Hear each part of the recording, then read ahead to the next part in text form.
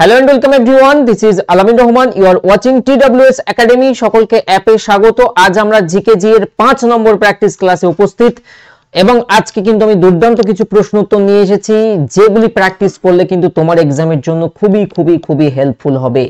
তো প্রিয় ছাত্রছাত্রীরা সকলে রেডি এন্ড প্রস্তুত? আমাকে কমেন্টে সকলে ইয়েস স্প্যাম করে জানাও।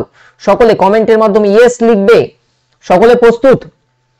সমীর, অমর, মেহেরুন, মল্লিকা, মাসুম, সুমন, আমিনা, রবিন, পপি, বিদ্যানাথ সরকার, সকলকে স্বাগত। Good evening. সবাই প্রস্তুত? আজ কিন্তু দুর্দান্ত প্র্যাকটিস হবে এবং আজ কিন্তু আমি বেশ অনেক মজার কোশ্চেন নিয়ে এসেছি যে কোশ্চেনগুলি প্র্যাকটিস করলে তোমার আপকামিং এক্সামের জন্য কিন্তু অনেক হেল্প হবে এবং তার জন্যই তো আমার এই প্র্যাকটিস সেশন এবং প্র্যাকটিস ব্যাচ, তাই নয় কি? সাউন্ড ঠিক আছে? সাউন্ড একদম কমফোর্টেবল আছে? আজ আমি এক্সটার্নাল মাইক ইউজ করছি যে কারণে একটু অন্যরকম সেটআপ, তাই তোমাদের থেকে পরামর্শ চাইলাম। দেখো প্রিয় ছাত্রছাত্রীরা, তোমরা খেয়াল করবে তোমাদের এই ব্যাচে আমার কিছু রেকর্ডেড ক্লাসও আপলোড হচ্ছে। এবারে কিছু পোস্ট বা কিছু কোশ্চেনের চেঞ্জ হয়ে গেছে। যেমন সম্প্রতিকালে দেখলে আরবিআই এর গভর্নর চেঞ্জ হয়েছেন, সম্প্রতিকালে সুপ্রিম কোর্টের প্রধান বিচারপতি chief justice of India change হয়েছেন। তো এরকম বিভিন্ন চেঞ্জ বা লেটেস্ট অ্যাপয়েন্টমেন্ট এটা হতে থাকে, ন্যাচারাল থিং, আমরা সবাই জানি। তো কয়েকজন ছাত্র জানিয়েছিল যে স্যার আমরা তো লাইভ করতে পারি না, কারণ তোমরা যারা লাইভে রয়েছো রেকর্ডেডে প্রচুর সংখ্যক ছেলে মেয়ে দেখে যারা লাইভ দেখতে পারে না। যে স্যার তাহলে কোনটা কি হচ্ছে কি করে বুঝবো? তার আনসার হচ্ছে আমার এই যে লাইভ সেশন গুলো চলছে, এই 1 2 3 4 এবং আজকে 5 অবধি আসলাম, এই যে 5টা লাইভ সেশনে আসছি, তো এই সেশন গুলো যেহেতু আপডেটেড মেটেরিয়ালে, তো আমি আবার এখানে কি করছি, যে পোস্ট গুলো চেঞ্জ হচ্ছে বা যেগুলো আমার মনে হচ্ছে তোমাদেরকে দিতেই হবে, তো সেই কোশ্চেন্স গুলো আমি অ্যাড করে দিচ্ছি। তো সুতরাং কেউ যদি ওই প্র্যাকটিস সেটটাও দেখো এবং এই প্র্যাকটিস সেট দেখো, তাহলে তুমি নিজেই বুঝতে পারবে চেঞ্জেস গুলো। আই হোপ তোমাদের ক্লিয়ার হয়েছে। সবার ক্লিয়ার? চলো তাহলে প্রশ্ন তো শুরু করি। আজ কিন্তু দুর্দান্ত একটা মেগা মক তোমাদেরকে দেব। সামনেই পরীক্ষা, খুব বেশি হয়তো দেরি নেই, পরপর পরীক্ষাগুলো আসতে থাকবে, ঠিক আছে? সুতরাং খুব মন দিয়ে না পড়লে কিন্তু সমস্যা। তো আজকের মক টেস্টে তোমরা নিজেরাও কাউন্ট করবে এবং কার কত স্কোর হচ্ছে, কার কত স্কোর সেটা কিন্তু আমাকে ক্লাসের শেষে কমেন্টে জানাবে। আর ইমপ্রুভ করতে হবে, ওই একই স্কোর থাকলে চলবে না, কারণ সব সেট তো ইজি হবে না, কিছু ইজি কিছু মিক্সড, এইরকম ভাবে আমরা বেসিক্যালি পর্বগুলোকে করব। আজ আমার প্র্যাকটিস সেট নম্বর 5। আচ্ছা তোমরা প্র্যাকটিস ব্যাচে রয়েছো, বাট তা সত্ত্বেও আমি আরেকটা ক্লাস দেখার জন্য তোমাদেরকে একটু রিকমেন্ড করব, যাদের জিকে তে বেসিক্যালি আরেকটু বেশি দুর্বলতা আছে। তোমরা খেয়াল করবে রিসেন্টলি আমাদের ডাল্টন স্যার একটা সিরিজ ইউটিউবে চালু করেছেন, GK universe static GK chapter wise. তোমরা যারা ফাউন্ডেশন ব্যাচ করেছো তাদের তো অলরেডি ওগুলো ঠোঁটস্থ থাকা উচিত, কারণ ওই সব টপিক কভার করানো।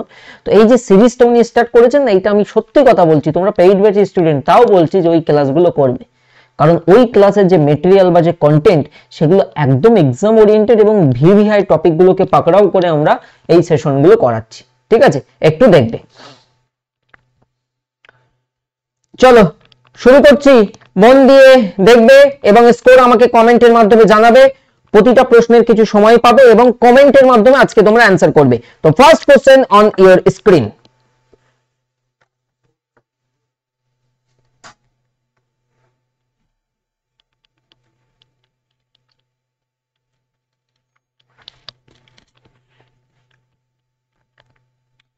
একদমই সরাসরি প্রথম প্রশ্ন তোমার সামনে, এবং প্রশ্নে কি বলা হয়েছে খেয়াল করো।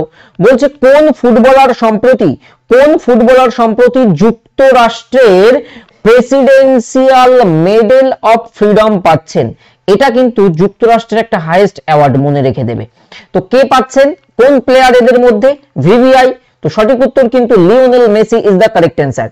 এবং তোমরা ডেটা দেখলে জানতে পারবে যে লিওনেল মেসি হলেন become the first male footballer.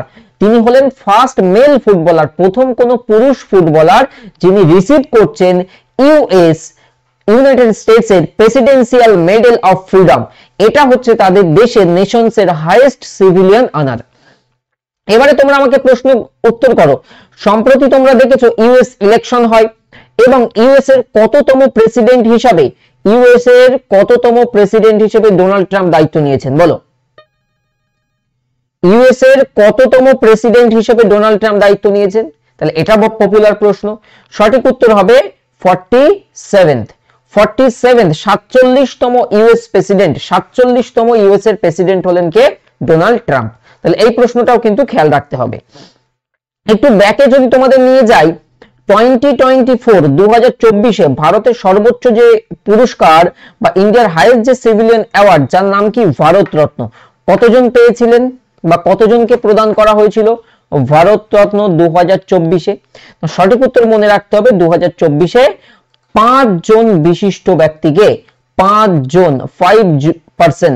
5 Indian personality যাদেরকে আমরা দেখেছি ভারত রত্ন দেওয়া হয়েছে, যার মধ্যে বিশেষভাবে উল্লেখযোগ্য এল.কে. আডবাণী, কর্পূরী ঠাকুর এন্ড অবভিয়াসলি এম.এস. স্বামীনাথন। আমি 3টে বললাম, বাকি 2টো তোমরা বলো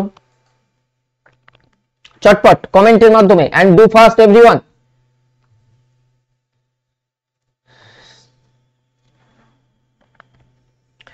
আডবাণী, পিভি নরসিংহা, মাসুম রেজা, আর কি লিখেছো? কর্পূরী ঠাকুর, চৌধুরী চরণ সিং। ওকে, গুড। চলো এগিয়ে যাই পরবর্তী প্রশ্ন। তোমরা কিন্তু নিজেরা কাউন্ট করবে। দ্বিতীয় প্রশ্ন, second question on your screen. Haribabu Kambhampati সম্প্রতি কোন রাজ্যের নতুন রাজ্যপাল হিসাবে শপথ নিয়েছেন? দ্বিতীয় প্রশ্ন। তাহলে সম্প্রতিকালে দেখবে 5 রাজ্যের রাজ্যপাল চেঞ্জেস হয়েছে। যদি তুমি আমার কারেন্ট অ্যাফেয়ার্স ক্লাস ফলো করো, দেখবে কারেন্ট অ্যাফেয়ার্স ক্লাস আমি আপডেট করে দিয়েছি। সম্প্রতি 5টা রাজ্যে বেসিক্যালি রাজ্যপাল চেঞ্জ হয়েছেন, তার মধ্যে একটা হচ্ছে এই রাজ্য। তো এটি কোন রাজ্যের কথা বলা হয়েছে? একদমই অসীম বলছো, অপশন সি, একদমই অসীম। তোমার উত্তর সঠিক। ওড়িশা যারা যারা করেছো একদমই সঠিক উত্তর। দেখো, আচ্ছা আমাকে এবার একটা মজার প্রশ্নের উত্তর করো তো। এই যে ইনি ওড়িশার রাজ্যপাল হিসেবে শপথ নিলেন, রাজ্যপালের ওথ কত সংখ্যক অনুচ্ছেদে রয়েছে? চটপট, খুব ভালো প্রশ্ন। রাজ্যপালের শপথ, এটা আমরা ওথ অফ এ গভর্নর, এটা আমি কত সংখ্যক আর্টিকেলে জানতে পারি? এনিওয়ান, কেউ বলতে পারবে? কয়েকজন লিখেছে আর্টিকেল 159। আমার পরবর্তী প্রশ্ন তাদেরই কাছে যারা এটা বলেছো যে আর্টিকেল 154 কি বলে। এটাও খুব পপুলার আর্টিকেল। আর্টিকেল 154 এটাতে কি বর্ণিত?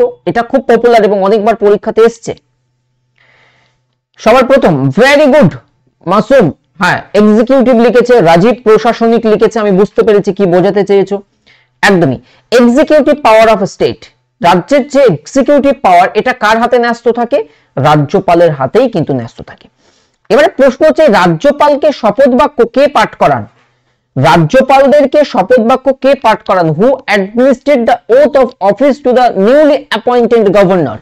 নতুন নবনিযুক্ত রাজ্যপালদেরকে শপথ বাক্য পাঠ করাবেন তিনি যে রাজ্যের রাজ্যপাল অ্যাপয়েন্ট হচ্ছেন সেই সংশ্লিষ্ট রাজ্যের হাইকোর্টের চিফ জাস্টিস বা তার অনুপস্থিতিতে সিনিয়র মোস্ট জাজ হু ইজ অ্যাভেলেবল, বা জ্যেষ্ঠ বিচারপতি যদি মেইন জাজ বা চিফ জাস্টিস অনুপস্থিত থাকেন।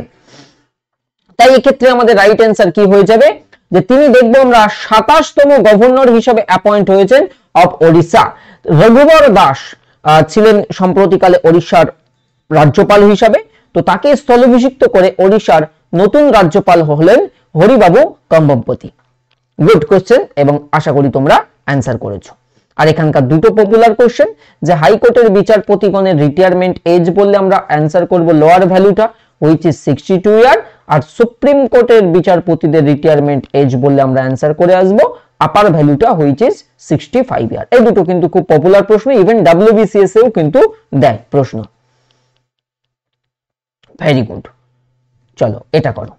এইগুলো কিন্তু লেটেস্ট চেঞ্জেস, এই জন্য আমি একদম ক্লাসের শুরুতেই রেখেছি এই প্রশ্নগুলি, এবং খুব পপুলার, মাথায় রাখতে হবে সেটা, খুবই পপুলার। করো। নিম্নের কাকে রিজার্ভ ব্যাংক অফ ইন্ডিয়া, কি Reserve Bank of India, Reserve Bank of ইন্ডিয়াকে কি বলা হয় না, খেয়াল রাখতে হবে রিজার্ভ ব্যাংক অফ ইন্ডিয়া হলো আমাদের ভারতের কি ব্যাংক? ভারতের সেন্ট্রাল ব্যাংক, ভারতের কেন্দ্রীয় ব্যাংক বলা হয় কাকে? রিজার্ভ ব্যাংক অফ ইন্ডিয়াকে বলা হয় ভারতের কেন্দ্রীয় ব্যাংক।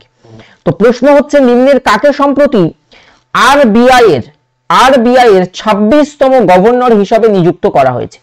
খেয়াল রাখবে আরবিআই মানে রিজার্ভ ব্যাংক অফ ইন্ডিয়া, এটি কি ভূমিকা করে ভারতের কেন্দ্রীয় ব্যাংক? অনেক সময় প্রশ্ন আসে যে কোনটি ভারতের কেন্দ্রীয় ব্যাংক, যেন ভুল করে এসবিআই করে এসো না। তো ভারতের কেন্দ্রীয় ব্যাংক বা যাকে আমরা কি বলি সেন্ট্রাল ব্যাংক, সেটি হলো reserve Bank of India, which was established in 1935 and was nationalized in 1949। 1949 সালে এটিকে জাতীয়করণ করা হয়েছিল। জাতীয়করণ মানে ন্যাশনালাইজড করা। সঞ্জয় মালহোত্রা তিনি কাকে স্থলাভিষিক্ত করেছিলেন? শক্তিকান্ত দাস, যিনি ছিলেন আরবিআই এর 25তম গভর্নর। প্রিয় ছাত্রছাত্রীরা খেয়াল করো, সঞ্জয় মালহোত্রাকে অ্যাপয়েন্ট করা হয়েছে নিউ আরবিআই গভর্নর। কাকে স্থলাভিষিক্ত করেছেন? শক্তিকান্ত দাসকে। কত বছর মেয়াদের জন্য অ্যাপয়েন্ট করা হয়েছে? 3 ইয়ার টার্ম, 3 বছরের মেয়াদ। 3 বছর পর আবার চেঞ্জ হয়ে যাবে, অথবা সেন্ট্রাল গভর্নমেন্ট কি করবে, তার মেয়াদ আবার এক্সটেন্ড করলেও করতে পারেন। তো সঞ্জয় মালহোত্রাকে রিজার্ভ ব্যাংক অফ ইন্ডিয়ার 26তম গভর্নর হিসেবে সম্প্রতি নিযুক্ত করা হয়েছে। এবার কিছু স্ট্যাটিক জিকে প্রশ্ন ধরা যাক। কাকে পড়া ধরবো? ব্যাংকিং সিস্টেম থেকে আমি পড়া ধরবো, চটপট আমার সাথে উত্তর দিতে হবে। কি সবাই বলো ইয়েস অর নো? একজনকে পড়া ধরলে বাকিরা শুনলে সবার মুখস্থ হয়ে যাবে। কাউকে পড়া ধরবো হ্যাঁ কিনা? আমি কিন্তু কমেন্ট দেখছি। নবদীপ বর্মন, অরবিন্দ পানাগারিয়া, সেটা তুমি 16 ফাইন্যান্স কমিশনে দেখবে। 16 ফাইন্যান্স কমিশন, হাত তোলো, আমি কাউকে কানেক্ট করে দিচ্ছি। 16 ফাইন্যান্স কমিশন, 16তম অর্থ কমিশনের চেয়ারম্যান তিনি। পাপু ঘোষ এসছে, বিপ্রজিৎ প্রমাণিক, আরো কয়েকজন এসছে। So let's connect with Papu. পুরো বিভাগ আছে, কানেক্ট হও চটপট।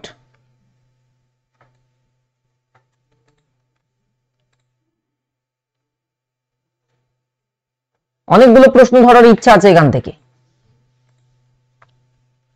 বাট তোমাকে সুন্দর করে উত্তরগুলো দিতে হবে। তোমরা কানেক্ট করতে দেরি করো, এই হচ্ছে সমস্যা।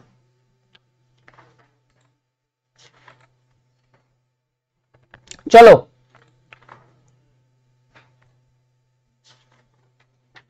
আমি তো কানেকশনে রিকোয়েস্ট দিলাম কয়েকজনকে, তোমরা কি রিকোয়েস্ট পাওনি? তোমাকে ওখানে মাইক অ্যালাউ করতে হয়, অ্যালাউ করে দিলে হয়ে যায়।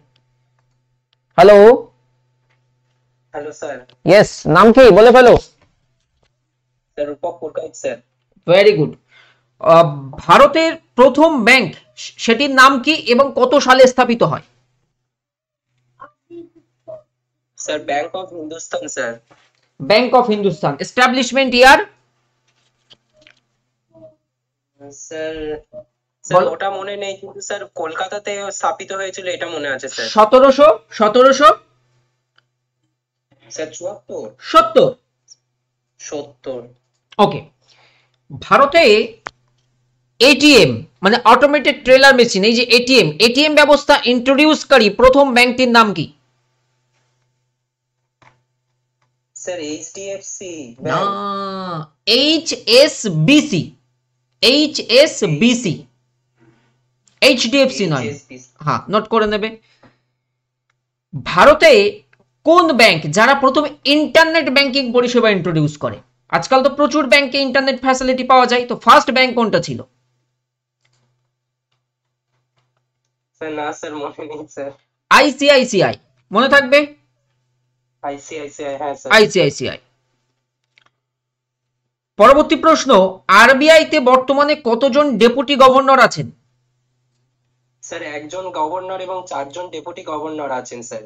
4 জন ডেপুটি গভর্নর। পরবর্তী প্রশ্ন,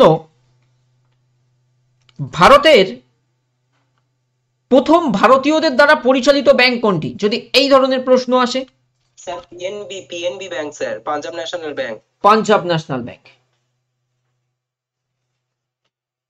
কোন সালে একসঙ্গে 14টি ব্যাংক ন্যাশনালাইজড বা জাতীয়করণ করা হয়েছিল?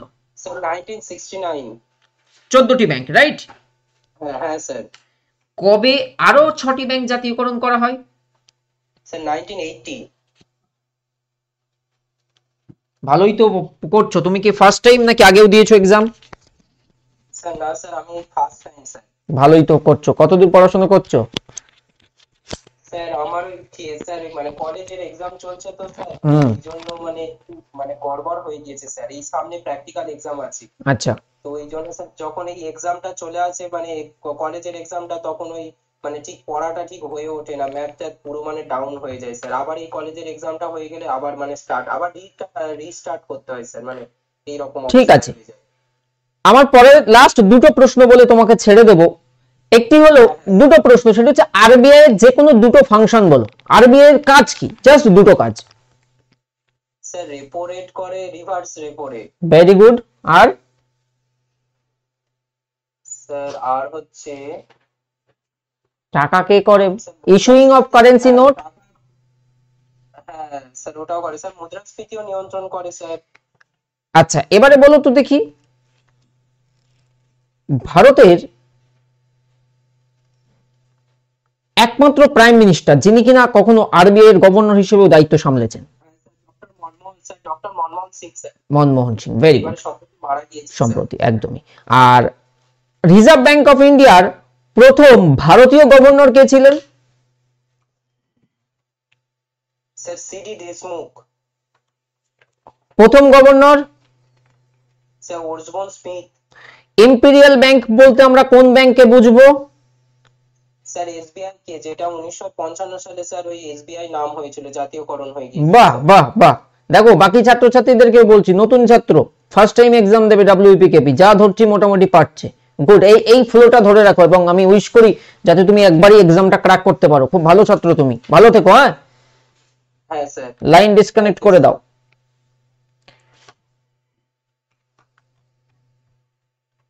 যা, খুব ভালো অ্যান্সার করেছে ছাত্রটি।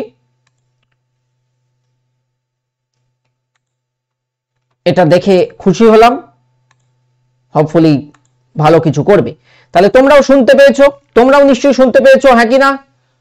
পাপু জয়েন করবো কিভাবে? ওখানে আমি রিকোয়েস্ট পাঠালে তুমি অ্যালাউ করে দেবে মাইক, তাহলে অন হওয়া যায়। ভাস্কর শুনতে পেয়েছো? সবাই শুনতে পেয়েছো? সবাইকে ধরবো টুকটুক করে। দারুণ বললো, ভেরি গুড। রিয়া সরকার, অ্যাবসলিউটলি। এই রিয়া সরকার, তোমায় রিয়া বলে বলছি। রিয়া ঘোষ নামে আমাদের একটা ছাত্রী ছিল, সে এখন sub inspector, sub inspectress actually ডব্লিউপি-তে। ও একসাথে ওয়্যারলেস আর ওকে পড়াতাম তোমার 21-22-এর যে 21-এর দিকে যে রিক্রুটমেন্টটা হয়েছিল।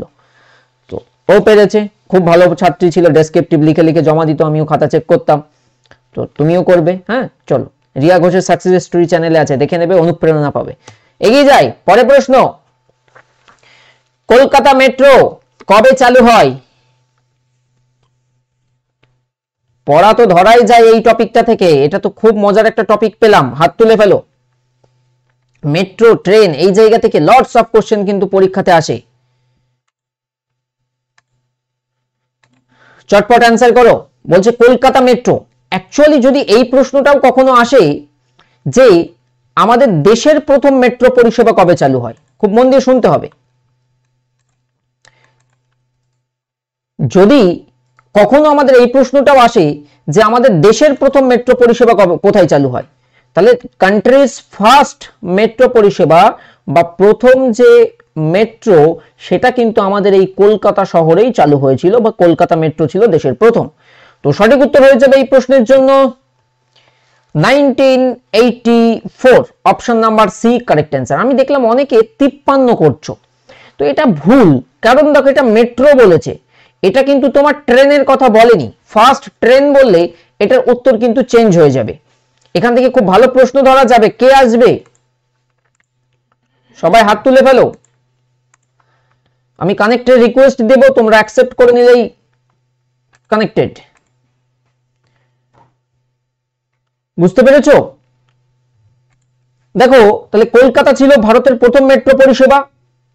সম্প্রতিকালে কারেন্ট অ্যাফেয়ার্সও আমি পড়িয়েছি, সম্প্রতি ভারতে মন দিয়ে শোনো, বলো। হ্যালো। হ্যাঁ হ্যালো, তোমার নাম কি?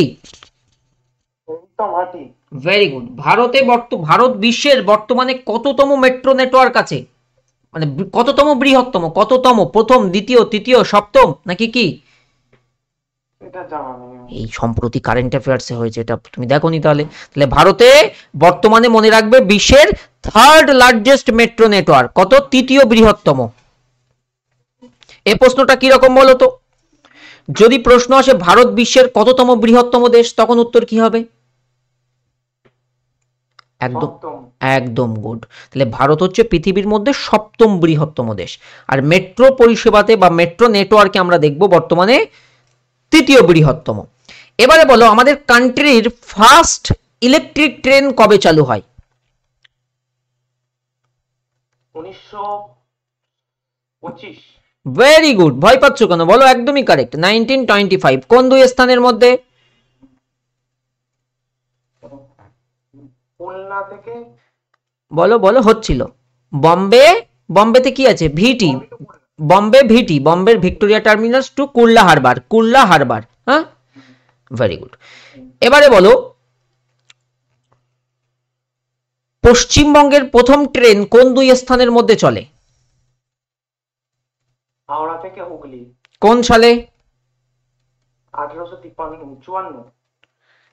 যে ভারতে যখন চালু হয় ঠিক তার পরের সালটা, তাহলে আমরা ভারতে 53, এখানে লিখবো 1854, হাওড়া টু হুগলির মধ্যে। Very good.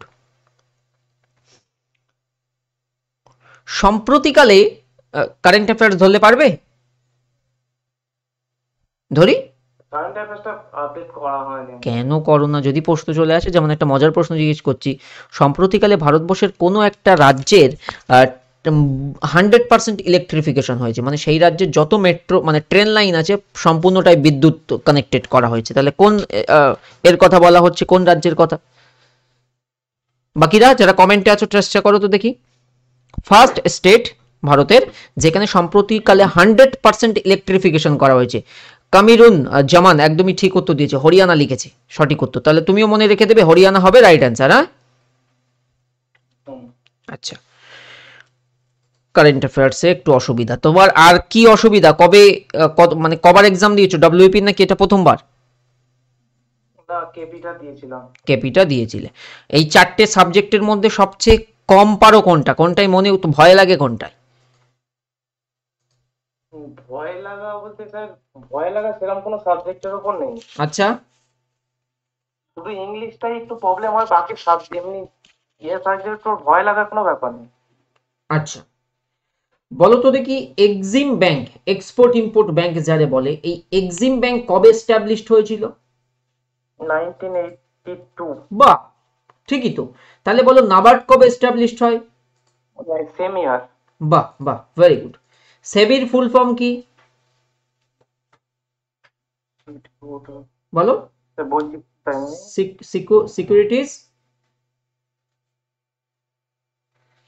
সিকিউরিটিজ অ্যান্ড মনে পড়ছে না। Exchange board of India. Very good,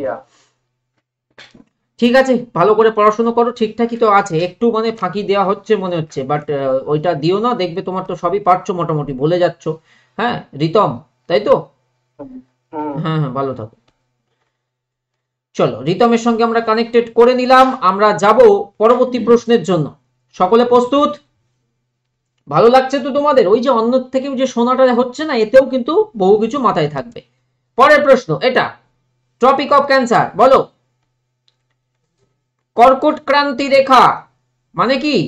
tropic of cancer, কর্কট ক্রান্তি রেখা নিম্নলিখিত কোন রাজ্যের উপর দিয়ে যায়নি?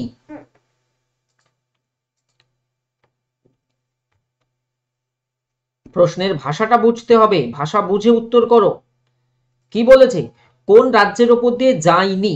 এন্ড ইন জেনারেলি যতবারই এই প্রশ্নটা থাকে না, অপশনে দেখবে উত্তরপ্রদেশ থাকে। Hello hello sir. Good evening. Hello, হ্যাঁ স্যার, গুড ইভিনিং। বলো নাম কি এবং কেমন চলছে প্রিপারেশন? স্যার আমার নাম টুম্পা রায়। স্যার এই যে চলছে মোটামুটি। কর্কট ক্রান্তি রেখা তাহলে ভারতের মাঝ বরাবর দিয়ে গেছে এবং কটি রাজ্যের উপর দিয়ে বিস্তৃত হয়েছে? বলো নামগুলো। 8টে স্টেটের উপর দিয়ে গেছে। Very good. রাজস্থান। আরো পশ্চিম থেকে শুরু করো, আরো পশ্চিমে যাও, পশ্চিমতম রাজ্য। প্রথমে হচ্ছে গুজরাট। গুজরাট, রাজস্থান, ছত্তিশগড়, ঝাড়খণ্ড, মাঝখানে মিস করলে মধ্যপ্রদেশ, মিডিল মধ্যপ্রদেশ, তারপরে হচ্ছে ঝাড়খণ্ড, ছত্তিশগড়, পশ্চিমবঙ্গ, ত্রিপুরা, মিজোরাম। Tripura, Mizoram, very good. পশ্চিমবঙ্গের কোন কোন জেলার উপর দিয়ে কর্কট ক্রান্তি রেখা গেছে? স্যার 5টি স্টেটের উপর দিয়ে গেছে। 5টি ডিস্ট্রিক্ট। 5টি ডিস্ট্রিক্টের উপর দিয়ে গেছে। একটা হচ্ছে নদিয়া, নদিয়া, বাঁকুড়া, পূর্ব বর্ধমান, পশ্চিম বর্ধমান আর হচ্ছে নদিয়া। নদিয়া জেলার কোন শহরের উপর দিয়ে কর্কট ক্রান্তি রেখা বিস্তৃত হয়েছে? স্যার এটা আমি জানি না। মনে রেখে দেবে, ভেরি ফেমাস, কৃষ্ণনগর আর ধুবুলিয়া। কৃষ্ণনগর আর ধুবুলিয়া। আচ্ছা স্যার, ঠিক আছে। ঠিক আছে, আমি পরের প্রশ্নে আসি, দেখা যাক কি আছে, সেখান থেকে আরো দুটো প্রশ্ন ধরবো। ঠিক আছে, ওকে? হ্যাঁ স্যার। ওকে, চল। হ্যাঁ স্যার, ঠিক আছে। তুমি স্ক্রিন বোধহয় দেখতে পাচ্ছ না, তো এখানে প্রশ্ন আছে নিম্নের কোনটি সঠিক নয়।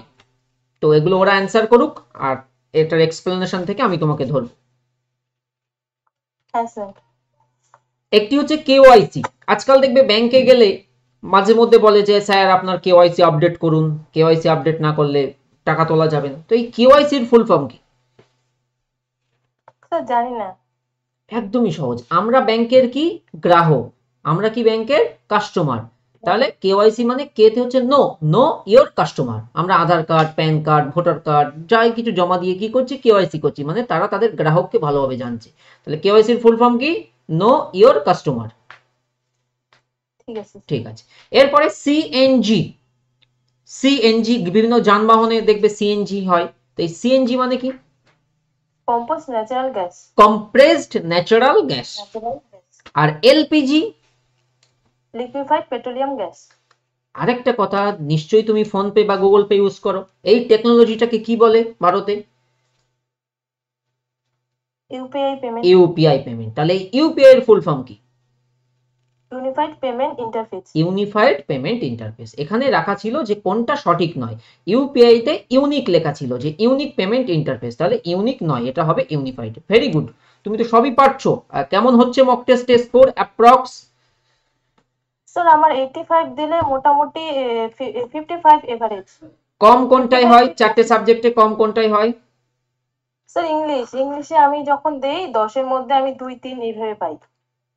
ওকে, আর বাকি জিকে, ম্যাথ, রিজনিং এর মধ্যে কোনটা সবচেয়ে বেশি ভালো হয়?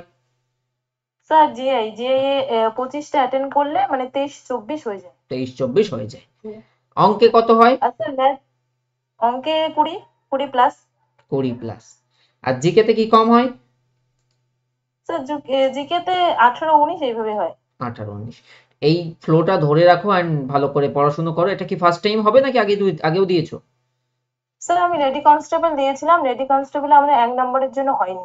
1 নম্বরের জন্য, এবং নিশ্চয়ই প্রিভিয়াসে যে অভিজ্ঞতাটা হয়েছে এন্ড ভালো করে সুযোগটা পাচ্ছ, কাজে লাগাও। আর হয়তো এক্সামের বেশি দেরিও নেই, ভালো কিছু হবে। ঠিক আছে, ভালো থেকো। হ্যাঁ হ্যাঁ স্যার, ঠিক আছে, থ্যাংক ইউ স্যার। ওকে।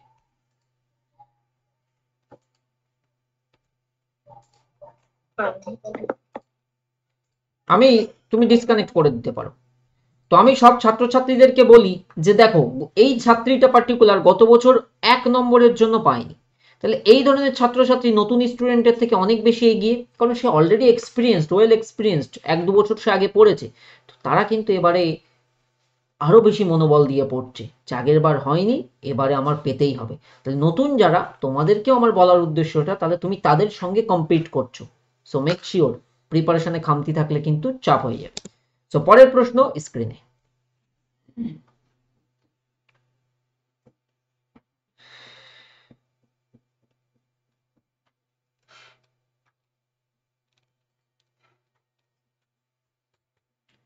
আচ্ছা, আমি এই পড়া ধরছি বলে বাকি ছাত্রছাত্রী যাদের ধরতে পাচ্ছি না বা যাদের সঙ্গে কানেক্ট হচ্ছে না, তোমরা আবার অসন্তুষ্ট হচ্ছ না তো? তাহলে আমার আর পড়া ধরার কোনো মানে নেই। আমি পড়া ধরলে না ছেলে মেয়েদের আত্মবল বিশ্বাস বাড়ে, কথা বললে আমি দেখেছি। এবং একটা প্রশ্ন থেকে 10টা প্রশ্ন শেখা হয়, সবার শেখা হয়। তো তোমাদের যদি প্রবলেম থাকে আমি কিন্তু ব্যাপারটাকে পোস্টপোন করবো, আর যদি ইস্যু না থাকে অবভিয়াসলি আমার মতো ছেড়ে দিলে আমি আমার মতো তো ধরবই, ভালোই হবে। তো আয়তনের বিচারে ভারতের ক্ষুদ্রতম রাজ্যের নাম কি? সঠিক উত্তর কি হবে? আয়তনের বিচারে, ইন টার্মস অফ এরিয়া। তাহলে এরিয়া ওয়াইজ যদি আমি দেখি, ক্ষুদ্রতম আমার হবে অবভিয়াসলি গোয়া। সিকিম হচ্ছে পপুলেশনে ক্ষুদ্রতম।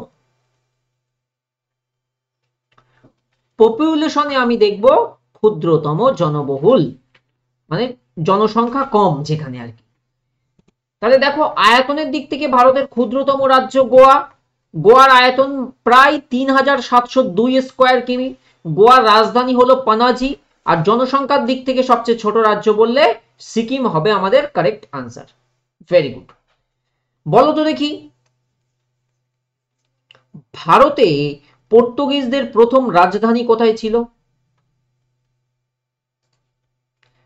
ভারতে পর্তুগিজদের প্রথম রাজধানী কোথায় ছিল? ভারতে পর্তুগিজদের রাজধানী কোথায় ছিল? আনসার কি হবে? সবাই অনেকে গোয়া লিখেছো, কেউ কালিকট লিখে দিয়েছো, কেউ পানাজি লিখে দিয়েছো। এটা কি তাই? তোমরা কি থিওরি পড়োনি? এই 2.0 কে কে আছো একবার লেখো তো 2.0। থিওরিতে কি পড়ায়নি যে কোচিন টু গোয়া যেখানেই থাক, আমি এভাবে আমি ঠিক ওই জায়গায় পড়াতে গিয়ে এই লাইনটা বলি যে যেখানেই থাক গোয়াতে গিয়ে হাজির হবে। হ্যাঁ, তো যারা আছো তাহলে ভুল কেন হবে? তো বহু বকা বলতে হবে। এ লিখছে আবার চন্দননগর। মনে রেখে দেবে ফার্স্ট ক্যাপিটাল বললে আমার উত্তর হবে কোচিন, পরবর্তীতে তারা সেখান থেকে গোয়াতে স্থানান্তরিত করেছিল। এটা খুব পপুলার প্রশ্ন, বিভিন্ন প্র্যাকটিস সেটে দেখবে এই কোশ্চেনটি আসে যে ভারতে পর্তুগিজরা প্রথম রাজধানী কোথায় ছিল। প্রথম বললে কোচিন, পরবর্তীতে তারা গোয়াতে স্থানান্তরিত করে। পরের প্রশ্ন দেখো এবং অ্যান্সার করো। নেক্সট কোশ্চেন চটপট। ভারতে বীমা ব্যবসা, বীমা বীমা মানে কি বলতো? ইন্স্যুরেন্স। তো বীমা ব্যবসা নিয়ন্ত্রণে ভূমিকা আছে নিম্নের কোনটি? কোনটি রেগুলেট করে অ্যান্ড কন্ট্রোল করে ভারতের ইন্স্যুরেন্স ব্যবসা বা যে এই ধরনের ইন্ডাস্ট্রিটা আছে, এবং তার নামের ফুল ফর্মের সঙ্গেই সম্পর্কিত? সঠিক উত্তর কি হবে? IRDA। মানে কি? এটার মানেই হচ্ছে insurance regulatory and development authority of India. IRDA কি? যেমন দেখবে securities and exchange board of India একটা আছে, একটা RBI, একটা নাবার্ড, আর IRDA ইন্স্যুরেন্স রেগুলেটরি মানে বীমা ব্যবসা নিয়ন্ত্রণ, কন্ট্রোল এবং তার ডেভেলপমেন্ট উন্নয়নে কাজ করে থাকে।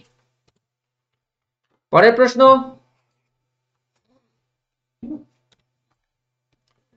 চটপট।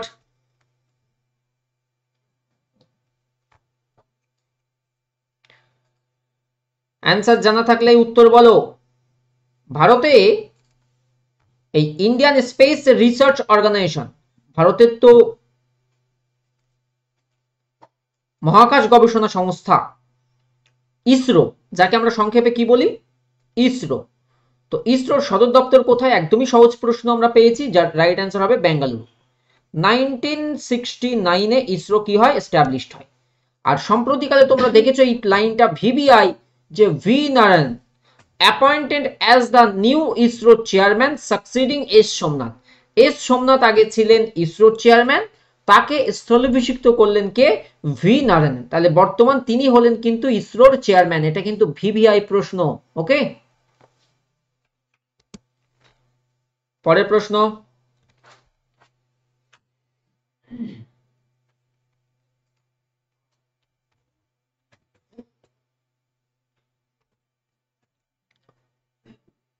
বলে ফেলো কি হবে অ্যান্সার। কে সম্প্রতি US ম্যাগাজিন দ্বারা বছরের সেরা জ্যাভলিন নিক্ষেপকারী নির্বাচিত হয়েছেন? জ্যাভলিন নিক্ষেপকারী মানে javelin thrower, player of the year US magazine দ্বারা কাকে সিলেক্ট করেছে সম্প্রতি? সঠিক উত্তর হবে নীরজ চোপড়া, ভারতের একজন গুরুত্বপূর্ণ অ্যাথলিট, যিনি ভারতের first track and field athlete হিসাবে অলিম্পিকে তিনি গোল্ড মেডেল জেতেন। গোল্ড কবে জেতেন? গোল্ড জেতেন 2020, যেটি ছিল টোকিও অলিম্পিক। আর সম্প্রতিকালের যে অলিম্পিকটা হলো যেখানে আমরা 6টা পদক জিতেছি, তো 2024-এ তিনি দেখবো আমরা কি সিলভার মেডেল জিতেছেন। ভারতের একটাই সিলভার মেডেল এসছে এবং সেটা কিন্তু নীরজ চোপড়া জিতেছেন। তিনি কোন রাজ্যের? আনসার করে আসবে হরিয়ানা, বেসিক্যালি পানিপথ, খুব পপুলার। হ্যালো, হ্যাঁ বলো, ভারতে প্রথম ব্যক্তিগত হিসেবে গোল্ড কে জেতেন? স্যার অভিনব বিন্দ্রা। অভিনব বিন্দ্রা। তিনি কোন খেলার সাথে যুক্ত? তিনি শুটিং। Shooting, very good. প্রথম মহিলা যিনি দুবার অলিম্পিক পদক জিতেছেন? স্যার পিভি সিন্ধু। কোন খেলার সাথে যুক্ত? পিভি সিন্ধু হচ্ছে ব্যাডমিন্টন। ব্যাডমিন্টন। ভারতের এমন একজন মহিলা প্লেয়ারের নাম বলো যিনি একক সিজনে, একক মরশুমে 2টি পদক জিতেছেন। সম্প্রতি এবারে তিনি কিন্তু স্যার মনু ভাকের এই 2024 কি পুরস্কার পেয়েছেন রাষ্ট্রপতি থেকে রিসেন্টলি? দুটি যিনি শুটিং। তোমার সাউন্ড কেটে গেল। সম্প্রতি রাষ্ট্রপতি থেকে তিনি কি পুরস্কার পেয়েছেন?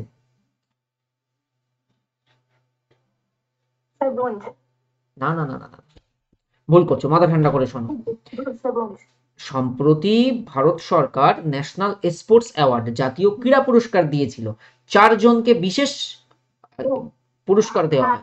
হ্যাঁ হ্যাঁ হ্যাঁ, কি কি বলো? মেজর ধ্যানচাঁদ খেলরত্ন পুরস্কার।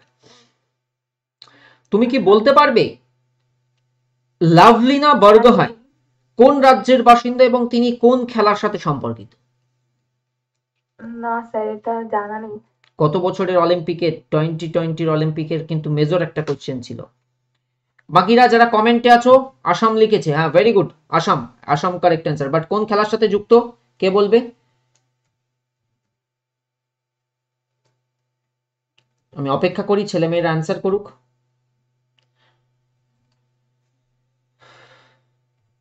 বক্সিং, একদমই রাইট। তো তিনি হচ্ছেন বক্সিং, বক্সিং এর সঙ্গে যুক্ত, মনে রেখে দেবে, খুব পপুলার প্রশ্ন। ওকে, ভালো করে পড়াশোনা করো, কোনো অসুবিধা বা খামতি হচ্ছে? না স্যার, ঠিকই আছে, ইংলিশটা একটু মানে সমস্যা হয় আর কি, ইংরেজিতে একটু দুর্বল, একটু না হলে বাকি সব ঠিক আছে। বাকি সব ঠিক আছে। এভারেজ মক টেস্ট দিলে কেমন স্কোর আসছে এভারেজ? স্যার আমি এখন ওই ফুল মক টেস্টটা দেওয়া শুরু করিনি, এমনি জিকে বা ম্যাথ এগুলো আলাদাভাবে দিচ্ছি। এমনি চ্যাপ্টার ভিত্তিক ভাবে, এমনি চ্যাপ্টার ভিত্তিক ভাবে পড়া শেষ তো? হ্যাঁ স্যার, অলমোস্ট। এবারে মক টেস্টটা শুরু করো। আমি তোমার ব্যাচে দেখবে ফ্রিতেই মক টেস্ট দেওয়া আছে, মক টেস্ট গুলো শুরু করবে, ঠিক আছে? হ্যাঁ স্যার। ওকে, ডিসকানেক্ট করে দাও।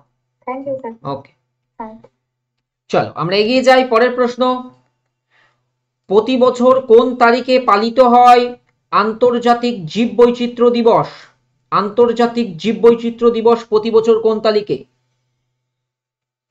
দীপঙ্কর বর্মন, আমাকে ধরুন। হ্যাঁ হ্যাঁ ধরবো। তুমি সেই দিনাজপুরের দীপঙ্কর না? আগের দিন বলছিলে আমাকে ধরতে হবে। সঠিক উত্তর সুজয় পাল। কি লিখেছো? 22শে মে। ওহো, ভেরি গুড, 22শে May is the correct answer. তো এটা অনেকে গুলিয়ে ফেলে। বায়োলজিক্যাল ডাইভার্সিটি যে দিবস, সেটা আমাদের 22শে মে প্রতি বছর হয়। এবছরের থিম ছিল be part of the plan, be part of the plan. এরপর ইন্ডিয়ান প্রিমিয়ার লিগ আইপিএল 2024-এর শিরোপা জিতেছে কোন দল?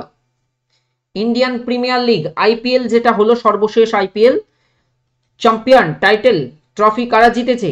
ভেরি গুড, কেকেআর হবে right answer, Kolkata king Riders, এই নাইট রাইডার্স। এবারে দেখো, যদি আমরা দেখি আইপিএল চ্যাম্পিয়ন কারা, সো কলকাতা নাইট রাইডার্স, তাদের যে উইনিং প্রাইজ যেটা ছিল 20 CR, রানার্স আপ হয় এসআরএইচ, 12.5 কোটি ছিল পুরস্কার মূল্য। সানরাইজার্স হায়দ্রাবাদ ফেয়ার পেলে পুরস্কার জেতে। দেখো এখানকার মধ্যে মুখস্থ রাখতে হবে কোনটা, প্রথমটা মুখস্থ রাখবে। Most valuable player of the season কে হয়েছিলেন? সুনীল নারায়ণ হয়েছিলেন। অরেঞ্জ ক্যাপ মানে যিনি সবচেয়ে বেশি রান সংগ্রহ করেন তিনি কে? বিরাট কোহলি। আর পার্পল কাপ মানে যিনি হলেন সবচেয়ে বেশি উইকেট টেকার হন তিনি হলেন হর্ষল প্যাটেল। আর এমার্জিং প্লেয়ার নীতিশ রেড্ডি হন, সবচেয়ে বেশি 4 ট্রেভিস হেড, সবচেয়ে বেশি ছক্কা অভিষেক শর্মা, বেশি স্ট্রাইক রেট ছিল জ্যাক ফ্রেজার ম্যাককর্কের। আইপিএল এর সেরা ক্যাচ ছিল রমনদীপ সিং। এবারে বিষয় হচ্ছে যারা এসএসসি দেবে তারা পুরোটা দেখবে, ডাব্লিউপিকেপির জন্য সহজ প্রশ্নই থাকে এখান থেকে। হলো, নেক্সট পরের প্রশ্ন, কাকে পড়া ধরবো? চলে এসো, হাত তোলো ইতিহাস থেকে। প্রিয়াঙ্কা সেন হাত তুলেছে, আক্তারুল ইসলাম, প্রিয়া, চলো হাত তুলে ফেলো, ধরতে থাকবো পড়া। খুব ভালো ভালো প্রশ্ন, আর এই যে চর্চাটা হচ্ছে না, এই চর্চাটা কিন্তু তোমরা মাথায় রেখে দেবে। হ্যালো, হ্যাঁ শুনতে পাচ্ছ? একটু জোরে বলবে, হ্যাঁ? ওকে। হরপ্পা কথাটির অর্থ কি?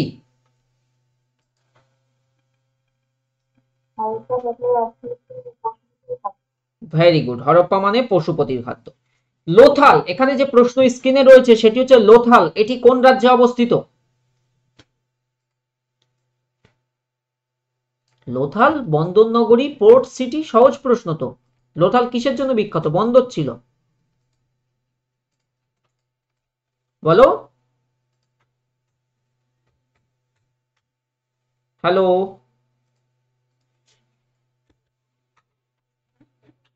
somehow may be disconnected। আমরা এগিয়ে যাই। তো লোথাল বেসিক্যালি গুজরাট হবে রাইট আনসার। লোথাল গুজরাটে, এটা বন্দরের জন্য বিখ্যাত, বন্দর নগরী বলা হয়ে থাকে এটিকে। আর কালিবঙ্গান, কালোবালা, যেটি আমাদের রাজস্থানে অবস্থিত। তাহলে কালিবঙ্গান কোথায়? রাজস্থানে অবস্থিত। শরাবতী জলবিদ্যুৎ প্রকল্প কোথায় অবস্থিত? আগের দিন তোমরা দেখবে আমাদের স্মার্টে, TWS স্মার্টে একটা ক্লাস করেছিলাম, দেখেছিলে তোমরা? ক্লাসটির নাম ছিল ভারতের famous dam, famous lake and waterfall. Dam, lake, waterfall. যারা দেখোনি দেখে নেবে, ভালো ক্লাস ছিল, তোমার জন্য হেল্পফুল। সঠিক উত্তর কি?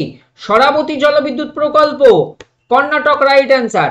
বেসিক্যালি শরাবতী প্রকল্প যেটা কর্ণাটক রাজ্যের যে শিমোগা জেলায় অবস্থিত, শরাবতী নদীতেই হয়েছে। বিখ্যাত যে যোগ জলপ্রপাত তো এই নদীর সাথেই সম্পর্কিত। যোগ বা গ্রীষ্মপ্পা জলপ্রপাত বা মহাত্মা গান্ধী জলপ্রপাত এই রাজ্যেই অবস্থিত। তো এই যে ড্যাম, লেক, ওয়াটারফলের ক্লাসটা করেছি না, এই ক্লাসে লিস্ট দেওয়া আছে, ওটা একটা থিওরি ক্লাস, লিস্ট দেওয়া আছে। যাদের অসুবিধা এই জায়গায় তারা দেখে নেবে, যাদের অসুবিধা নেই দেখার দরকার নেই। হলো, এগিয়ে যাই পরের প্রশ্নে। এখান থেকে অনেক প্রশ্ন আসে এবং ধরবো, কাকে ধরবো? যারা হাত তুলেছে। এই হাত তোলা মানে কমেন্টে হাত তোলা না, কমেন্টের ওখানে দেখবে একটা অপশন থাকে কালো করে, এরকম একটা হাতের ছবি থাকে, ওটাতে ক্লিক করতে হয়, কমেন্টে হাত তুলতে হয় না। ওই যেখানে কমেন্ট করো ওর উপরে দেখবে কোথাও একটা হাতের, মানে ক্লাসের যে টাইটেল যেখানে লেখা জিকেজি প্র্যাকটিস ক্লাস 5, ওর একদম এই পাশে দেখবে একটা হাতের অপশন থাকে, হ্যাঁ কি না? ওটাতে ক্লিক করতে হয়। আর তারপরে আমি যেই বলবো যে তুমি অ্যাকসেপ্ট করো, তখন অ্যাকসেপ্ট করলেই হয়ে যাবে। বুঝতে পেরেছো? সুরাজ,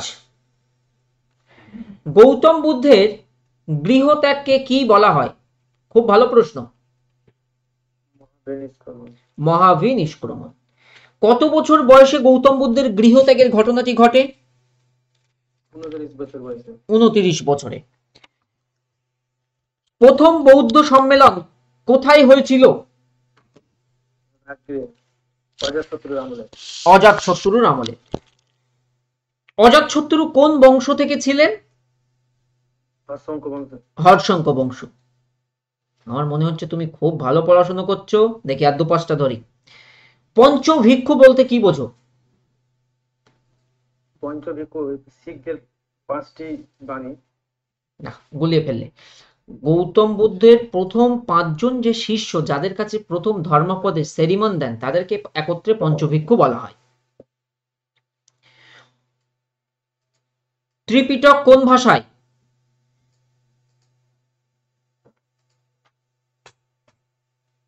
হ্যালো সুরাজ, বলো, ত্রিপিটক কোন ভাষায়? হ্যালো স্যার, পালি ভাষায় রচিত। পালি ভাষায়। চতুর্থ বৌদ্ধ সম্মেলন কত খ্রিস্টাব্দ নাকি কত খ্রিস্টপূর্বাব্দে হয়? 78 খ্রিস্টাব্দে, কনিষ্কের আমলে। মাথা ঠান্ডা করে বলো, গলিয়ে গেল মনে হচ্ছে। চতুর্থ বৌদ্ধ সম্মেলন 72, 72। না স্যার, ওটা 78 থাকে। 78 থাকে হচ্ছে কনিষ্কের সিংহাসন কাল, মানে সিংহাসন আরোহণ কাল, যেটাকে আমরা শকাব্দের প্রচলন বলি। প্রিভিয়াসে আমি বইয়ে দেখেছিলাম তো স্যার। মেবি হতে পারে, বাট আমি যেটা বললাম এটাও মাথায় রেখো, প্রিভিয়াসে দেখবে এটাই পাবে তুমি। হ্যাঁ, এবারে বলো গৌতম বুদ্ধের ধর্মচক্র প্রবর্তনের ঘটনা কোথায় ঘটেছিল, জায়গাটির নাম কি? ধর্মচক্র সারনাথে করেছিল। সারনাথে। গৌতম বুদ্ধের দেহত্যাগ কোথায় হয়েছিল, মহাপরিনির্বাণ যাকে বলে? কুশীনগরে। কুশীনগরে পড়ে। পাবাপুরী রাজগীর বা পাবাপুরী এর সঙ্গে কার নাম তুমি সম্পর্কিত বা কি বিশেষ ঘটনা তোমার মনে পড়ছে? পাবাপুরী ভাবো এই চ্যাপ্টার থেকেই, বৌদ্ধ জৈন ধর্ম থেকেই বলো হচ্ছিল, বলো বলো। মহাবীরের স্যার হ্যাঁ, মহাবীরের দেহত্যাগ জায়গা যদি বলে, একদমই। পড়াশোনা ভালো চলছে সুরাজ, অসুবিধা কিছু হচ্ছে? স্যার একটু ইংলিশে একটু হয়, মানে পারি, একটু ইংলিশে কম হয়, আর বাকি সাবজেক্ট গুলো ঠিকঠাক আছে? ঠিকঠাক আছে, ওই আমার 56 থেকে 60 আছে। ওইটা আরেকটু বাড়াতে হবে, আজকাল তো জানো কাট অফের পরিমাণ কি হচ্ছে। হ্যাঁ, ওইটা ইমপ্রুভমেন্ট করার চেষ্টা করো, আর ভালো থেকো। 2-3 বার বাদ গেছি। এবারে যাতে হয় সেই চেষ্টাটা করো, আমি ধরলাম ভালোই তো পারছো দেখতে পাচ্ছি। হ্যাঁ, ওই ছোট ছোট খামতিগুলো যেগুলো হয় ওইগুলো ইমপ্রুভমেন্ট করো। ভালো থেকো। হ্যাঁ, ঠিক আছে স্যার। অল রাইট, আমরা এগিয়ে যাই। পরের প্রশ্ন, মহাবিনিষ্ক্রমণ হলো গৃহত্যাগের ঘটনা। ইবাদত খানার নির্মাতা ছিলেন কে? পরের প্রশ্ন।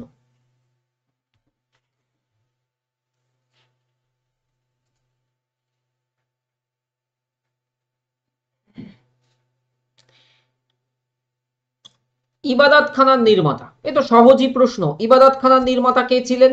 শাহজাহান। এটা মুঘল যুগ থেকে প্রশ্ন, হোপফুলি সবাই অ্যান্সার করতে পারবে। এন্ড রাইট অ্যান্সার কি হয়ে যাবে? আকবর। কে তুমি যে হুমায়ুন লিখেছো? ভালো করে চ্যাপ্টারগুলো পড়ো, নইলে কিন্তু গড়বড় হয়ে যাবে। আকবরের জীবনের শেষ যুদ্ধ অভিযান বা আকবরের জীবনের শেষ অভিযান কি ছিল? আকবরের জীবনের শেষ অভিযান কোনটিকে বলা হয়, যেটি আকবরের জীবনের শেষ অভিযান? Dipankar Barman 1602, absolutely correct. রাজীব লিখেছে আসিরগড় দুর্গ অভিযান, ভেরি গুড। এরপর বলে ফেলো।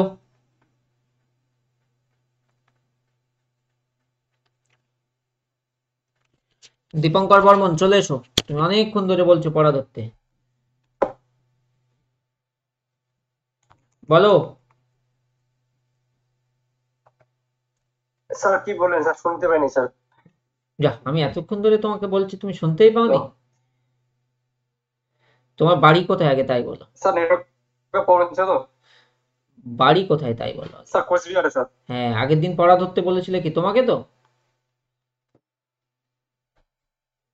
আমার বাড়ি স্যার কোচবিহার। ওকে ওকে, এবারে বলো চৌসার যুদ্ধ কত সালে হয় এবং কাদের মধ্যে হয়?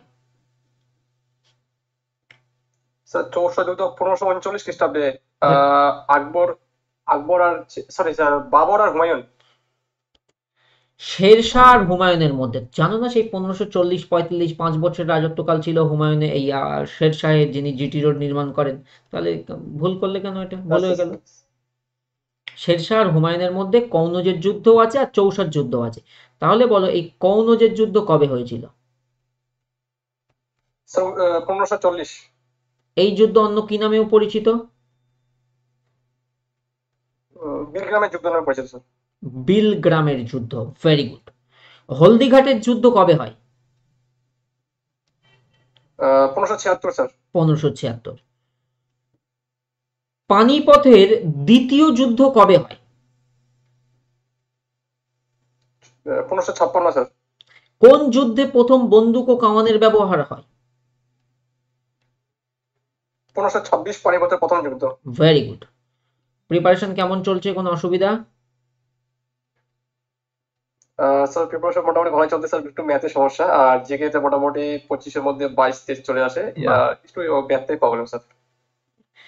পুনা চুক্তি কত সালে হয়েছিল? পুনা 1932 স্যার। 32। কাদের কাদের মধ্যে স্বাক্ষরিত হয়? পুনা ডক্টর বি আর আম্বেদকর আর হচ্ছে পুনা 1932 ডক্টর বি আর আম্বেদকর আর মহাত্মা গান্ধী গান্ধীজির মধ্যে। গান্ধীর সাথে। গান্ধীজি কোন গোল টেবিল বৈঠকে যোগ দেন লন্ডনে? দ্বিতীয় গোল টেবিল বৈঠক স্যার 1931। মনে রেখে দেবে কংগ্রেস একবারই গোল টেবিলে পার্টিসিপেট করে, যেটা সেকেন্ড রাউন্ড টেবিল কনফারেন্স। একদম। আলীনগরের সন্ধি কত খ্রিস্টাব্দে কাদের মধ্যে হয়? Alinagar sir 1956 sir. এটা শোনো সহজ করে দিচ্ছি। কলকাতাকে কে আলীনগর নামকরণ করেন? এটার উত্তর বলো তো। Sir Sirajuddaula sir. এটা যেটা হচ্ছে 56 স্যার 1956। 57তে সিরাজউদ্দৌলা ইংরেজদের মধ্যে। ঠিক আছে, এই তো ভালো হচ্ছে, এইভাবে কন্টিনিউ করো। ঠিক আছে, অল দ্য বেস্ট। স্যার আপনার সাথে আমার খুব দেখা করার ইচ্ছা, এবার সিলেকশন নিয়ে আপনার সাথে দেখা করব স্যার। একদম কনফার্ম। কোচবিহার থেকে সোজা চলে আসবে কলকাতায়, আর দেখা হয়ে যাবে। হ্যাঁ হ্যাঁ sir, okay sir.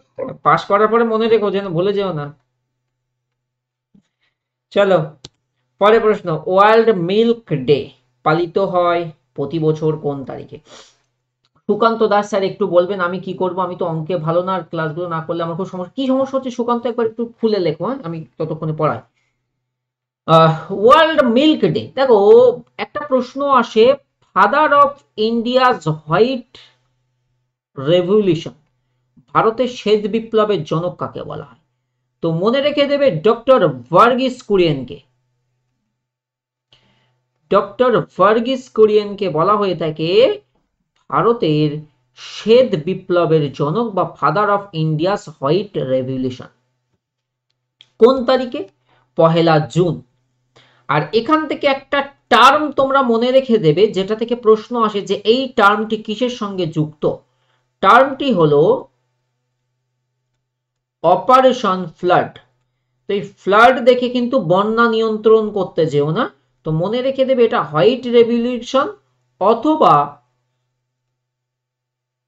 Production of milk এর সাথে সম্পর্কিত, মনে থাকবে।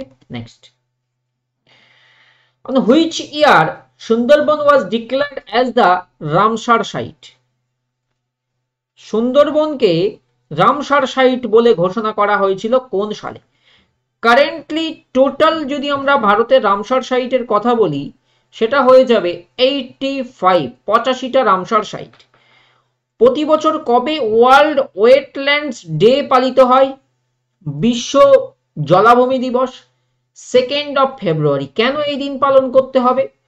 1971 সালে ইরানের রামসারে কনভেনশন অন ওয়েটল্যান্ড, এই জলাভূমির উপরে সম্মেলন হয়েছিল। তারপর থেকে ওয়েটল্যান্ডগুলিকে রক্ষার জন্য একটা চুক্তি হয় বলতে পারো।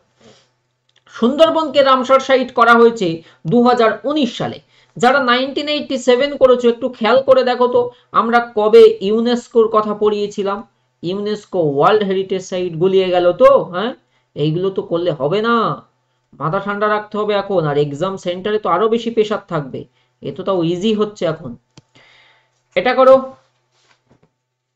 তামিলনাড়ু 18টি, বনিমণ্ডল গুড। সবচেয়ে বেশি আছে কোথায়? তামিলনাড়ুতে। 2002 পূর্ব Kolkata, Suraj absolutely correct. Came into force 82, very good Masum Reza. হ্যাঁ, সুকান্ত কি লিখেছো? স্যার আমি ডাব্লিউবিপি কেপি প্র্যাকটিস ব্যাচে এমকেডি স্যারের অঙ্কগুলো বুঝতে পারছি না, ক্লাসগুলো যেন ফিরোজ স্যার করান। এমকেডি স্যারের তো খুব কমই ক্লাস আছে, এই ব্যাচটা তো ফিরোজ স্যারের, ওই ক্লাসগুলো না বুঝতে পারলে করার দরকারই নেই, অসুবিধা নেই। এটা বেসিক, ওটা এক্সট্রা ক্লাস, ফিরোজ স্যারই মেন ক্লাস করাচ্ছেন এই ব্যাচে। আর অঙ্ক বুঝতে না পারলে প্রবলেম কি বলতো? প্রবলেম হচ্ছে যে বেসিকে খামতি থাকলে না, তখন ছেলে মেয়েগুলো ধরতে পারে না, এই হচ্ছে একটা সমস্যা হয়ে যায়। করে দিচ্ছি।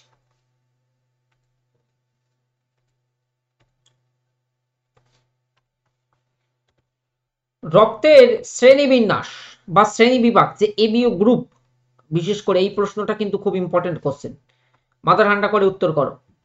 কার্ল ল্যান্ডস্টেইনার, আরেকজনের নাম তুমি পাবে হার্ভে। দুটোই খুব ইম্পর্টেন্ট জায়গা। এই জায়গা কেউ এক্সপ্লেন করতে পারবে? কেউ? এনিওয়ান? এই পিসিতে করুন, এখানে অসুবিধা হচ্ছে। তো সঠিক উত্তর হবে কার্ল ল্যান্ডস্টেইনার। রাইট অ্যান্সার কি? আর সার্কুলেশন অফ ব্লাড যদি আসে সার্কুলেশন অফ ব্লাড, সঞ্চালন, তখন হবে হার্ভে। শ্রেণী বিন্যাস বা শ্রেণী বিভাগ বললে লান্ডস্টেইনার, আর সার্কুলেশন অফ ব্লাড তখন বললে হার্ভে। Correct answer. পরে প্রশ্ন কর।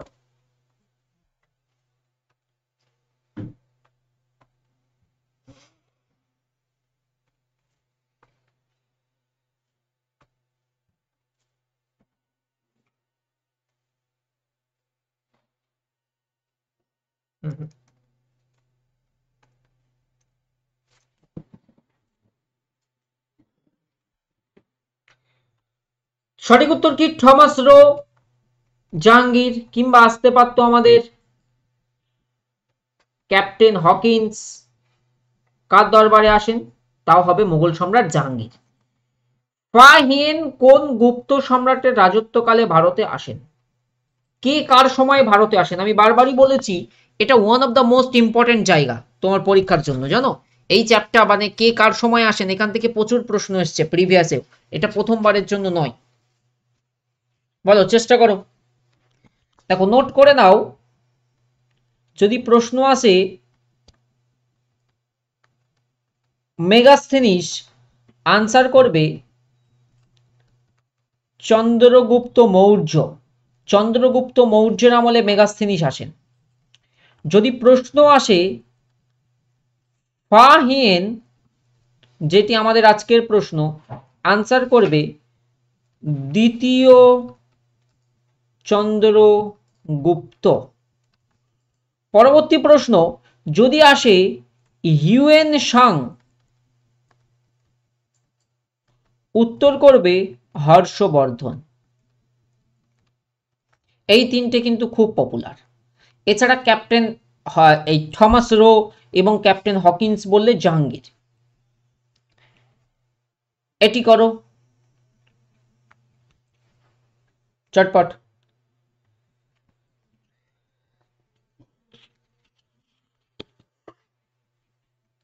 নিম্নলিখিত কোন দেশ ও তার রাজধানীর যে পেয়ার এখানে দেয়া হয়েছে যেটা সঠিক নয়, কারেক্টলি নট ম্যাচড? রিপন মোল্লা কি লিখেছো? Option A. তন্ময় এ লিখেছো, সৌরভ এ লিখেছো, মাসুম এ, সবাই একদমই। ইটালি রোম হতে পারতো, প্যারিস হবে বেসিক্যালি ফ্রান্স। ফ্রান্সের রাজধানী প্যারিস। অস্ট্রিয়া ভিয়েনা কারেক্ট আছে, Denmark Copenhagen, Australia Canberra correct. তাহলে এটা কারেক্ট নেই, ইটালি রোম হবে আর প্যারিস হবে বেসিক্যালি ফ্রান্স, এই জন্য এটা সঠিক নয়। যোজনা কমিশনের পরিবর্তে, প্ল্যানিং কমিশনের পরিবর্তে নিচের কোনটি কাজ করছে? খুব মাথা ঠান্ডা করে করো। প্ল্যানিং কমিশন বা যেটিকে আমরা কি বলে থাকি যোজনা কমিশন, এই যোজনা কমিশনের পরিবর্তে কোনটি কাজ করছে? অপশনগুলো কি কি? লোকায়ুক্ত, নীতি আয়োগ, অর্থ কমিশন, লোকপাল। কি হবে? সঠিক উত্তর হবে নীতি আয়োগ, যেটি এস্টাবলিশড হয়েছিল 2015 1 জানুয়ারি। NITI Aayog, national institution for transforming India Aayog. নীতি আয়োগের চেয়ারম্যান কে? উত্তর করবে প্রাইম মিনিস্টার। নীতি আয়োগের সিইও কে? আনসার কি হবে এবার তুমি বলো, কে বলবে? নীতি আয়োগ সিইও কারেন্ট, বলো।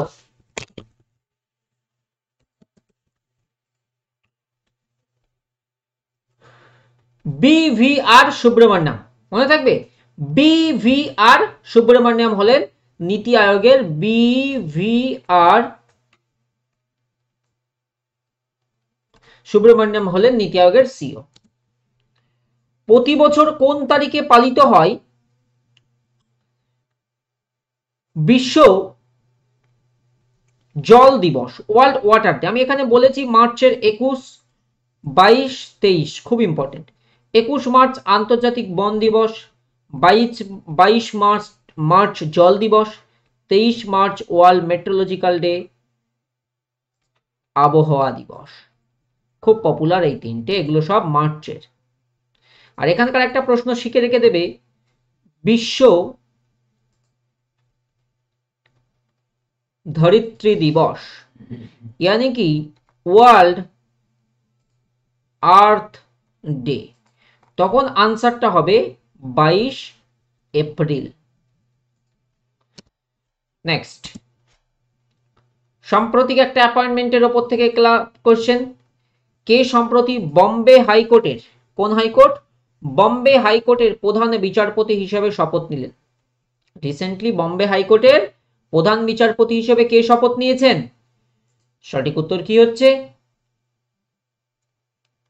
দেখো কি হবে, Alok Aradhe is the correct answer. Bombay হাইকোর্টের প্রধান বিচারপতি। আর হাইকোর্টের বিচারপতিদের অবসরের বয়স কত? আমরা বারবারই বলেছি ৬২ বছর। চল পরে প্রশ্ন করো। 2024-25 সালের বিজয় হাজারে ট্রফি, এই বিজয় হাজারে ট্রফি কিসের সাথে সম্পর্কিত, কোন খেলার সাথে সম্পর্কিত? কারা জিতেছে? বিদর্ভ, হরিয়ানা, কর্ণাটক নাকি মহারাষ্ট্র? তো বেসিক্যালি জিতেছে হচ্ছে কর্ণাটক, মনে থাকবে। ক্রিকেট লিখেছো। কে সম্প্রতি সিআরপিএফ এর প্রধান বা ডিজি মানে কি ডাইরেক্টর জেনারেল,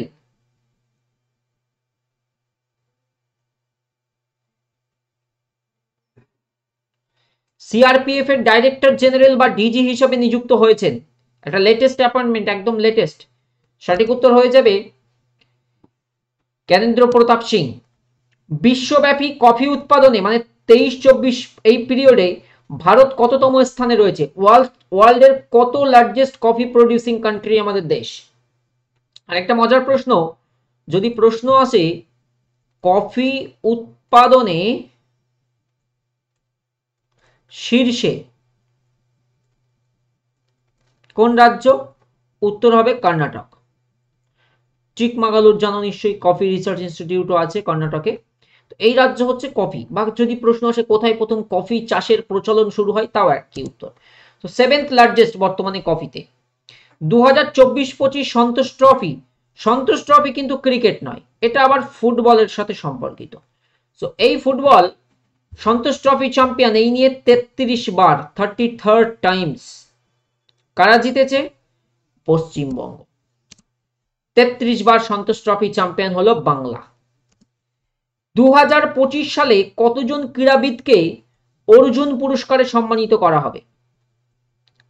খেয়াল রাখতে হবে ন্যাশনাল স্পোর্টস ডে হচ্ছে আমাদের 25th, মাফ করবে, স্পোর্টস ডে কবে কবে?